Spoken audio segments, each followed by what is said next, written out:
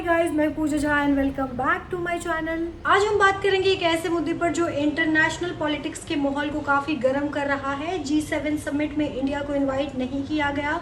अब सवाल उठता है कि आखिर ऐसा क्यों।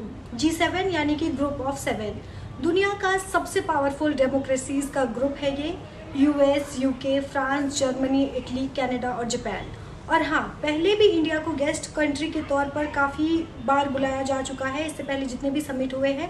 लेकिन इस बार G7 में इंडिया को इनवाइट नहीं किया गया है। तो क्या ये सिर्फ एक डिप्लोमेटिक डिसीजन था या और भी सिग्नल दिए जा रहे हैं? इसमें बहुत सारे रीज़न हो सकते हैं। पहला रीज़न हो सकता है इंडिया का ग्लोबल पोजिशनिंग।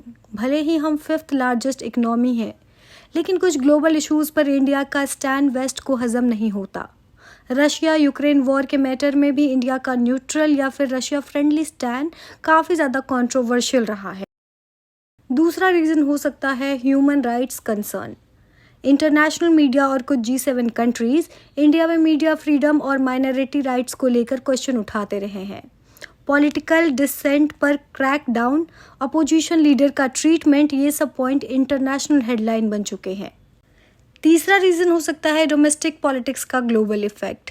भारत में रिसेंटली जनरल इलेक्शन हुए हैं और कुछ वेस्टर्न टैंक्स ओपनली क्रिटिसाइज करते हैं डेमोक्रेटिक वैल्यूज़ वीक हो रही है। ऐसे में G7 जहां डेमोक्रेटिक वैल्यू की बात करते हैं, शायद वो इंडिया को इस बार उस नैरेटिव में फिट नहीं समझ रहे हैं। चौथा रीज़न हो सकता है चाइना फैक्टर।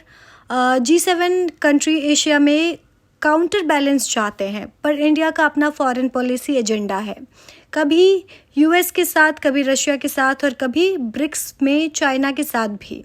ये स्ट्रैटेजिक ऑटोनॉमी G7 के यूनाइटेड फ्रंट में थोड़ा मिसमैच क्रिएट करता है। लेकिन ये भी सच है कि G7 कोई UN जैसे यूनिवर्सल प्लेटफॉर्म नहीं है। ये एक एक्सक्लूसिव क्लब है जिसमें सिर्फ सिलेक्टिव इनवाइट्स दिए जाते हैं। इनवाइट ना मिलना कोई इंसल्ट नहीं है, लेकिन एक सिग्नल ज़रूर हो सकता है।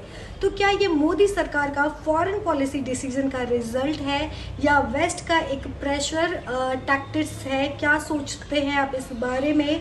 कमेंट करके ज़रूर बताइए, बिना ट्रोल किए और बिना बायस्ड हुए, और चैनल को सब्सक्राइब करिए।